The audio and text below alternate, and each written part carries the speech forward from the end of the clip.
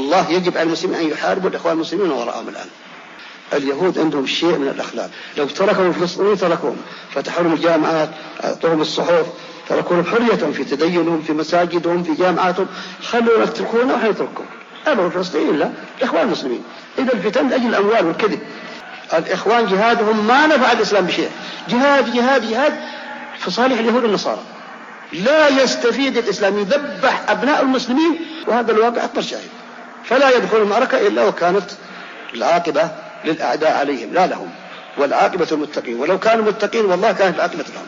لكن أنت ترى الفشل في فلسطين، ترى الفشل في الشيشان، فشل في أفغانستان، فشل في كل مكان. إذن هذا جهاد فارغ.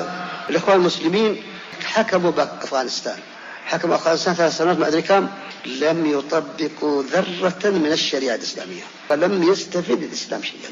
والسلفيين براء، المشاكل مشاكلكم، وأنتم تنصرون الباطل وتدافعون عنه، وتريدون السلفيين أن يجاهدوا على غير أساس وعلى غير قدرة.